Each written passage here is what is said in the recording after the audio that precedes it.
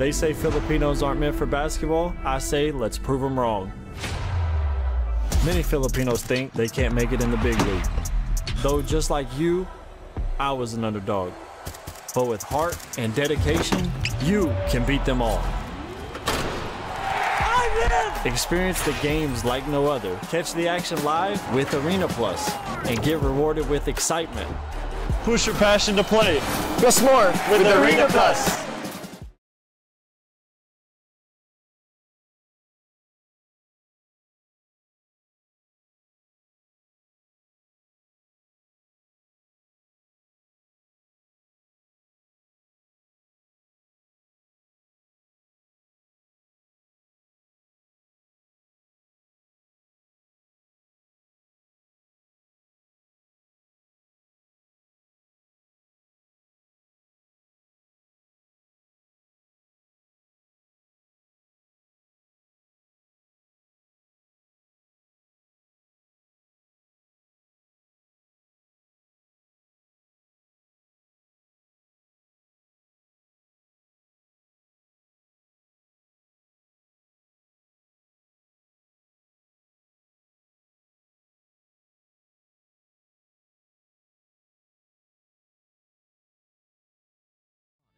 Broadcasting System Incorporated.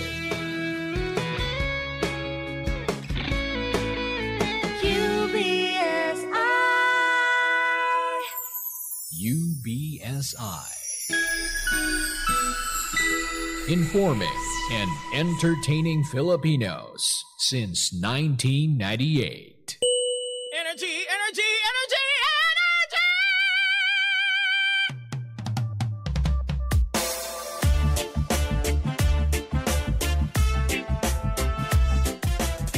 Same, pero iba.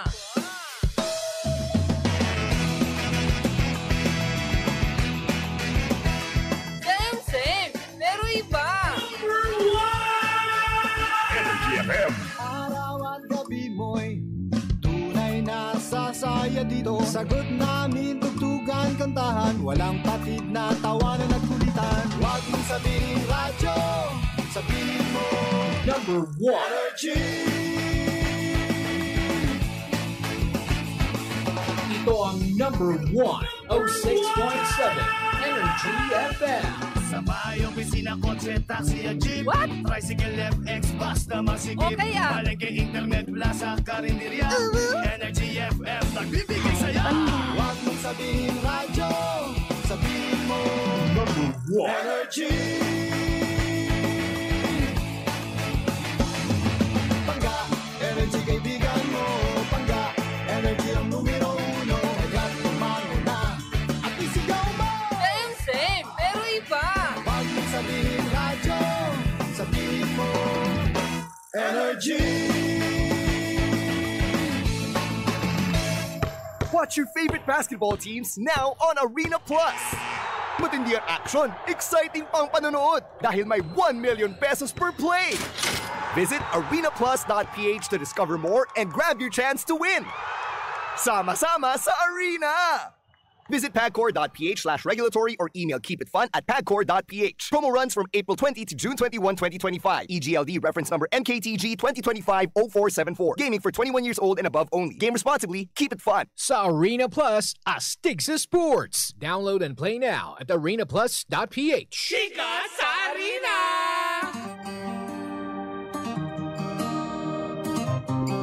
Isang magandang umaga sa inyong lahat, mga pangga Metro and Mega Manila. Ito na ang Chika sa Arena. Hatid yan sa atin ang Arena Plus, astig sa sports. O, diba? Isang magandang ako at kasama ko. O, diba? Maganda kami pareho. Diba? A beauty from the Ming Dynasty. Hoy! Grabe na ito. Talaga nga naman. Tumungo na tayo sa mundo ng NBA. Talaga nga naman noong nakaraang Miyerkules, tuluyang nakuha ng koponan na Thunder ang unang panalo para sa final round. Kung saan nga naman tinalo nila ang koponan ng Timberwolves last Wednesday sa score na 114 over 88 ng Timberwolves. Samantala kahapon, eto na, nakamit naman ng koponan na Pacers ang pagkapanalo via final OT sa 3-point score, diba? Na lamang sa score na 138 over 135. Naku, nakakaloka. Ngayong araw na ito, ayan, habang merong pang 2 minuto on the clock on the 4th quarter round para sa Game 2 sa pagitan ng Thunders at ng Timberwolves. Well, mukha yata ngayon ay gumanti sa pagkakatalo nila nung nakaraang Miyerkules dahil although meron pang 2 minutes on the clock na naiiwan, ay meron silang score ang OKC Thunder sa score na 109 over 97 ng Timberwolves. Pero sa 2 minuto na yan, sabi nga ng ilan na mahaba pang lalakbayin yan at bilog ang bola. Oo naman. Alam nga naman maging square yan. Kita nga na triangle na bola. Nakakaloka. Well, in the meantime, ulitin ko lang ayan, sa Game 2 na namamagitan ngayon kasi sa kung Thunders. triangle yun, pyramid yun. Stone. Sa Tagalog ay bato. At sa adik ay siyamo. Eto na nga, hindi ba? 2 minutes on the clock with 33 seconds. Lamang pa din po ang OKC Thunder sa score na 109 over 98 na ng Timberwolves. Nakapuntos na muli. O, diba? May 2 minuto pa. So, bago matapos ang chika sa arena na ito, ay malalaman natin kung matatagumpay ba ang Thunders na makabawi sa pagkakatalo nila. Actually, hindi pala. Pangalawang panalo kasi nung last Wednesday pala nanalo sila. Yan, kinokorek ko against Timberwolves. Makuha kaya nila. Video call? Yes. Nagkukurikan tayo dito. Makuha kaya nila ang pangalawang pagkapanalo ng tuloy-tuloy ngayong araw. Well, malalaman natin yan in just a short while. Kaya sa iba pang balita, Mare, may hinihintay pa pala tayo. Yes. Okay, Mare, eto balita. Kasi kanina di ba nababanggit ko yung sa Ming Dynasty? Oo, bakit? Ayan, kasi ano pala. Sila Jiang. Oo. Oy, Korean yun. Ay, Korean pala. Oo, kasi may nag-partially collapse pala na 600 years na tower, roof ng tower sa China. O 600 years old na inabot pa yung Ming Dynasty. Pero maiba ko, Mare, hindi naman connected yan sa ibabalita ko dahil naglalagablab, Mare, ang kumpiyansa ng Philippine boxing team habang nasa Bangkok, Thailand. Sawadee ka! Laylay na! Sila ngayon para sa Thailand International Boxing Open na natatagal mula Mayo 22 hanggang June 2. Samantala nasa Japan na rin, Mare, ang IBF minimum weight.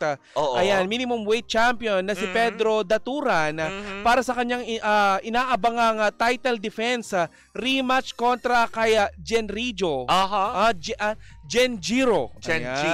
Genjiro Shijuka. Sa darating na May 24. Kaugnay na balita rin yan, Mare, sa kabilang dako naman sa martial arts. Sa International Thai Martial Art Games sa Bangkok, Thailand, ay wagi ng gintong medalya. Sino? Si Kaiden Brieso. Ayan, sa men's UBF boxing. At si Archie Brioso. Sa men's Muay Thai Pro 71 kilogram. Hindi rin nagpahuli si Marco Fernando na nag-uwi naman ng bronze medal sa men's Iska kickboxing. In fairness, puro sipaan. Ubusan ng lakas yan. At kickboxing si Iska. Ay, hindi. Kailan pa? Yung Iskang kilala mo, maiksi ang biyas. Paano makikickboxing? Hindi magiging penguin ng tao na yun. Ipadala sa Ming Dynasty. Padaanin sa portal. Pero yun na nga, hindi ba? So ano pang mga balitang hatid mo? Wala na, Mare. In fairness. Pero meron pa. Kasi may inaalala ko, Mare, sa football naman, sa larangan ng football, ayan, softball, ayan, ay umaarangkada na si Rogyville Palma, sa RP Blue Girls, at sa Taichung Campus, Pangolins. Ayan. Pangolins. Matapos tanghaling game MVP sa Taiwan, Professional Women's Softball League. Related din sa Ming Dynasty, sa Taiwan. Oo, nasa Taiwan na, papalapit na sila sa sorting facility sa China. Di ba yung mga ganong aspeto? Pero eto na, madagdag ko na lang. We do have like 57 seconds on the clock on the fourth quarter. Hindi, okay na to. Mukhang okay si Thunders na ito ulit eh. Pangalawang pagkapanalo na kanilang makakamit dahil with 57 on the clock, 57 seconds, ayan, lamang ang OKC Thunders sa score na 117 over 103 ng Timberwolves, diba? Sa mga ganitong aspeto, mukhang, alam mo yun, mukhang malakas para sa western side ang OKC Thunder. Well, bukas malalaman natin yan ang labanan para sa Game 2. Sa eastern side naman ng Knicks at ng Pacers, bukas natin yan matutunghayan para sa NBA Eastern and Western Conference. That was so amazing. But one thing na nagustuhan natin with Arena Plus is... Ay, nako, eto na. Gusto mo bang maiba din ang iyong gaming environment? Ang mga, alam mo yun, para maiba din at maging ka-exciting at kaastig-astig. Of course. Ang paglalaro mo gamit ang Arena Plus app, well, eto, makinig ka. Sila lang naman ang tinanghal bilang Best Sportsbook Operator for 2024 Sigma Asian Awards. Kung saan nga naman ito magpapabago ng paraan mo kung paano ma-enjoy ng mga paborito mong laro gamit ang Arena Plus app. Wow. Dahil dito sa Arena Plus app, kompleto na mare. Diba? Pwede ka nang manood dyan ng NBA, PBA at iba pang mga paborito mong laro worldwide na inaabangan through PBL, soccer, basketball, volleyball, boxing, at marami pang iba. Mare, pwede mo rin masubaybayan ang live game sa local at international sports properties. Sa pamamagitan ng kanilang mobile application, ika nga ng Arena Plus ay all-in-one na, anytime at anywhere pa. Hindi ka mangangamba dahil ang Arena Plus app ay licensed ang Philippine Amusement Gaming Corporation of PAGCOR para masigurong ligtas at secure ang gaming environment ng ating mga user. At dahil gusto natin astig ka, astig rin. Ang official endorser ng Arena Plus dahil kaastig mo, ang Pinoy basketball sensation sa mundo ko ng PBA na si Scottie Thompson. Hi, Scottie! At ang Pinoy pride, mare, na umaariba, hindi sa Ming Dynasty, kundi sa mundo ng NBA, ang phenomenal Phil, ang basketball star na si Jordan Clarkson. Hi, babe! O, diba? Well, kaya naman gawin din natin astig yan dahil pwede habang nag-i-enjoy tayo, manood ng ating mga paboritong laro gamit ang Arena Plus app. Pwede rin natin sabayan yan ang pakikinig ng official jingle ng Arena Plus na Halina sa Arena, performed by one and only Glock 9. Wow! Paano nga sample nun, mare? Halina, halina sa Arena. Sa Arena Plus. Mga ganon. Astig sa sports! Diba? Ganon. Sorry, Glock 9. Medyo nasira namin. Ang Arena Plus, mare, ay official sponsor ng PBA, PVL at Gilas Pilipinas. Kaya nga naman, wala ka bang Arena Plus app sa inyong mga cellphone, abay, download na yan. Dahil available yan in App Store and Google Play. Diba? And you can also watch it live at arenaplus.ph. Sa Arena Plus, astig sa sports! Paalala pa rin natin that gaming is for 21 years old and above only. Keep it fun! Game responsibly! At dito na po natatapos ang ating Chika sa Arena. Hatid yan sa atin ang Arena Plus, astig sa sports! Watch your favorite basketball teams now on Arena Plus. Matindi ang action, exciting pang panonood dahil may 1 million pesos per play. Visit arenaplus.ph to discover more and grab your chance to win. Sama-sama sa Arena! Visit pagcor.ph/regulatory or email keepitfun@pagcor.ph. Promo runs from April 20 to June 21, 2025. EGLD reference number NKTG 2025-0474. Gaming for 21 years old and above only. Game responsibly. Keep it fun. Sa Arena Plus, astig sa sports. Download and play now at arenaplus.ph. Wiggle, wiggle, wiggle. Wiggle, wiggle, wiggle, wiggle. Nangyari. Ay, nako. Nakakaloka, sandali. Oo, pero Mare, ito habang ikaw ay naaaligaga dyan, batiin ko lang muna ang mga member ng Mitsubishi Mirage Car Club na naka-ere ngayon, nakatutok ngayon ang kanilang mga tenga, lalong-lalo na kay Ivona nandyan ngayon sa South Korea. Oo, at kasama natin siya ngayon sa ating pag-ere sa buong Metro and Mega Manila dahil nakatutok din siya kasabay ng pagsasahimpapawid natin dito sa Pilipinas. At kaya nga naman, eto na mga pangga! Cheers, Miss Gabaglita! With Tita Cora and Kapitana Sisa. Same, pero iba! We are number 106.7 Energy FM! Pagka wag mo sabihin radyo! Sabihin mo! Yan! Sa magandang umaga, Metro and Mega Manila pa rin sa lahat mga nakatutok sa ating himpilan via our digital platforms on Facebook, TikTok, and of course sa ating mga televiewers on YouTube channel, ang ating team replays. Hello Philippines and hello world! Yes! Request ko lang, i-zoom nyo naman ako ng konti. Yan, yes. Oo. Nagmumukha ka dyan. Parang hindi tayo tinitignan ng ating social media. Correct. Ayan. Perfect. Ganyan lang. Yan. Para pantay-pantayan lang tayong dalawa ni Sisa. Ayoko na sobrang layo natin, di ba? Hindi nakikita yung nose line ko. Wow. 3 hours kong ginawa yung nose line. Taray. Ginuhit ko parang yan. Parang in-espalto yan, 3 hours. Grabe. Parang gumandang ganyan, diba? Tango. Naiinis talaga ako. Pero eto na nga ang chika natin for today's video na kumare. Yes, Mars. Diba? Na nakakaloka to the highest level. Bakit? Mga nakaabang sa atin.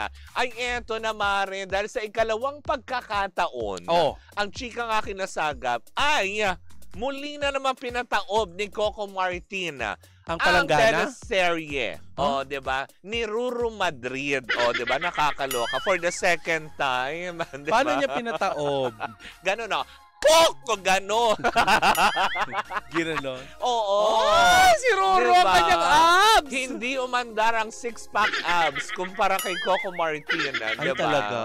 Na nakakaloka. Bakit? Ano bang ratings? Hindi, Maring, kasi tatapusin na pala ito. Ayan, ang huling episode ng Lolong is June 13.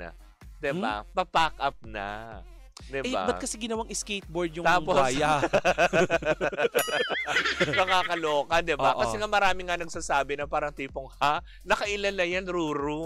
Ano ba talaga, diba? Although maganda rin naman ang pinapakitang ratings nitong si Ruru habang siya ay lagi naka-half naked. May pa-abs kasi. Diba? Kasabayan din pala na magtatapos sa GMA7, Mare. Ang Batang Riles. Matatapos na rin siya on June 6. Yan yung may live na ano. Kasi, sinisend sa atin. Papalitan yan, Mare, ng Sanggang Dikit. Yung chismis, yung Sanggang Dikit ni na Dennis Trillo tsaka Jenny Mercado. Oh my gosh! Ang pagbabalik na mag-asawa sa ere. Ito na hinihintay nyo na sabi nyo walang proyekto si Jenny Lynn. Ito na, binigyan na. Tapos, sakali itong June 30 naman, dahil matatapos na ang Lolong, papalitan yan ng Sangre. Oh my gosh. Yun ang papalit. Oy, blockbuster yung mga papalit. At saka magaganda yung artista, maganda yung lined up. Diba? Na nakakaloka. I'm not saying na hindi maganda yung lined up ng mga artistas ngayon. Pero kasi, nakailang beses nang nagbalik-balik ang Lolo. Correct, diba? Diba? Tinaxidermist na nga. Ay, nilagay na nga sa... Ano tinaxidermist? Diba? Nung nantegi bambam si Lolong doon sa kulungan niya. Nilagyan ng napakaraming bulak, dinisplay yan sa museum. Ginawang relyeno. Yung mga relyenong buhaya. Pero yun ang sabi nila, diba? Muli na naman na nakakalungkot isipin, diba? Na maaga na naman ulit matatapos, samantala si Tanggol na ikot na ang buong Quiapo. May kanya-kanyang issue na hindi pa rin matapos. Kaya nga, ito naman si Tanggol, ilang taon nang umiikot-ikot dyan sa Quiapo, hindi na lang nilinis. Nalaman na si Isko Moreno naglilinis. At least iba na ang mayor ngayon. Yes. Diba? Ako. Baka naman may maipakita ng side na medyo malinis na. Yes. Diba? Kasi syempre lilinisin ni Isko yan. Oo. Diba? Ang aabangan natin. Isko, first time basis, mayor. Si paring Isko. I love you, Sir Isko. Diba? Yun pero eto, Mare, aabangan natin dyan kapag patuloy ang pagsasahing papawid ng Batang Quiapo. May possibility kaya na i-guess din nila si Mayor Isko Moreno dyan? Hindi malabo, diba? Why natin? Kung matatapos na, mali mo si Lolong makita natin sa Quiapo, o diba? O ano? Siya lalangoy-langoy doon. Pagbaha doon sa ano? Bakit? Doon sa tulay. Quezon Boulevard. Oo, diba? Diba meron doon malaking ilog? Ilog ba ang tawag doon? Tama ako, diba? Pasig River. Nagiging ilog naman talaga yung pag malakas ang bagyo. Yung tapat ng FEU. Oo, yun. Pero yun na nga, talaga, na parang sabi nga ng ilan, ngayon ang GMA7 ay very, kumbaga parang, hindi naman strict, kung hindi nakatutok na sa ibang mga ratings. Dahil may ilan-ilan naman daw na mga panghapong teleserye tulad ng Prinsesa ng City Jail na pinagbibidahan nila Bianca Gonzalez, 'di ba nila, kumbaga Bianca parang Gonzalez? Ay Beauty Gonzalez, yan. Beauty Gonzalez. Baka mapaghalo-halo maging Beauty Kuntis. Si Beauty Gonzalez, tsaka si Dennis Laurel. Yan yung mga kabilang dyan. Tapos sinusundan ng Mommy Dearest ni Camille Prats at ni Katrina Halili. Kala ko Mommy D. Mommy Dearest, diba? Tapos yung Binibining Marikit ni Harleen Budol, ang taas daw ng ratings, Mare. Kaya hanggang ngayon. Alam mo yun, namamayagpag pa rin. Pinapanood ko yung nakaraan. Relatable Yung Binibining Marikit. Yes. Diba? Maganda yung... in fairness ayun, palakpakan naman natin yung yung writers and directors nito. Maganda talaga yun. Yes, 'di ba? Na nakakaloka. Kaya daw ito. So parang ibig sabihin, kaya ba tatapusin na kasi medyo lumiligwak na sa ratings ang Batang Riles at ang Lolong. Ganun ba 'yun? At papalitan agad ng ibang teleserye. Kasi alam mo, hindi ko rin makita yung logic pag may pinapantapat. So ibig sabihin, kung mawawala ang Lolong, sangre. So, ibig sabihin, ang sangre ngayon ang katapat ni Tanggol. Diba? If ever na mapalitan. Diba? May magawa kaya yung mga brilyantes. Hawak naman ni Rian Ramos si SB. Lalabas sa kamay niya yung front row. Charing. Charot lang. Tama, galing na-segue mo yung promotion, no? Sam! Halika, tulungan mo ako. Tulungan mo ako. Mag-place ka na dito. Hulugan yun, B. Pero yun na nga. As in, talagang sabi nga ng ilan dahil nalalapit na rin din pala, Mare, ang pagtatapos ng PBB sa GMA7. Kung saan nga naman pala on June 8, magsisimula na yung kanilang sariling reality contest. Sa GMA? Oo, yung The Clash. Kumbaga in preparation para matapos. Kasi parang balita ko parang hanggang June 30. Kasi ngayon, di ba, every Saturday napapanood. Di ba? Napapanood din ng PBB collaboration ng ABS at ng GMA. So, posible daw, kaya sisimulan muna ito pang Sunday on June 8. Sisimulan yung The Clash para ma-segue yan, para pag natapos ang PBB, dun maipasok sa weekend program. So, ibig sabihin, pinalalakas nila yung kanilang mga programming. Nakakalungkot naman. Hindi ko na makikita sa Raver. Diba? Well, kailangan naman talaga. Isang taon sila doon sa loob ng bahay. Bakit? Nakakaloka. Si Harry Roque ngayon nandun sa Netherlands. hindi nahuhuli. Diba? Kung sino-sino na nga nilang ipinasok doon. Diba? Kulang na nga lang. Alam mo yun, kuya yung totoo. Sino pa ba yung susunod? Si Kibuloy? Diba? Diba? Mumusina tayo. Sorry po, in advance. Sorry po. Hindi, yun ba yung pwede mo i-guess? Baka naman pwede. Kasi diba? Paano? Nakasintra board na naman si pwede naman. Apollo. Bakit ba? Diba na nakakaloka? Ano yung weekly task? Diba? Malay nyo naman. Paano makakabitan yung sintra board ng lapel? Hindi, kasi diba maraming nagtatanong, nasan si Fiang? Diba yung mga ganyan? O baka naman ito yung maging isang next week task ng mga housemates. Kaya nga. Hanapin si Kibul. Uy, nasa detention yata. Diba? Yung mga ganon na aspeto, diba? Na nakakaloka. Mamili na lang kayo kung sino hanapin nyo. Si diba? Harry Roque ba o si Fiang? Na laging pinupost si Papa O. Oo, diba? Si Fiang? Si Sister Raka daw.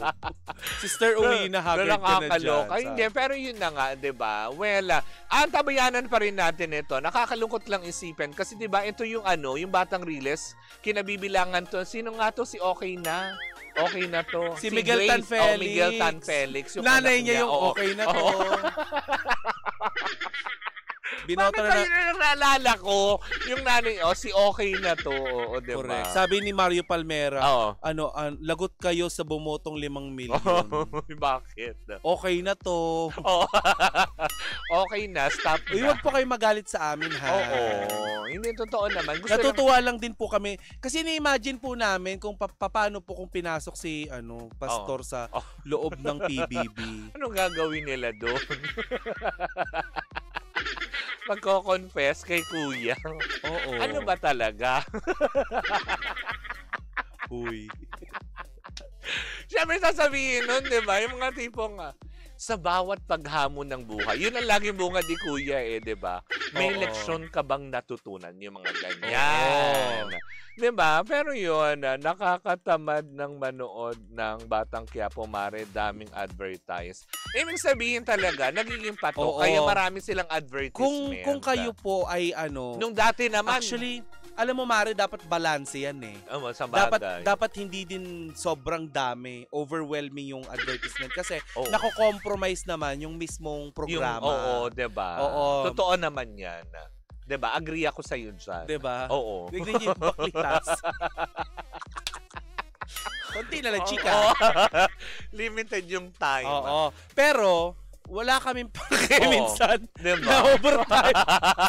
Sobrang chika. Diba? Si Tita Cora, humihiwalay na naman daw ang kaluluwa kay Kay. Ay, nasanay na din ako. Parang talaga. Pero hinihila ko naman siya pag ganyan. Nagiging Casper the Friendly Friendly Ghost. Pag alam kong ganun lumulutang na siya, hinihila ko na siya pababa.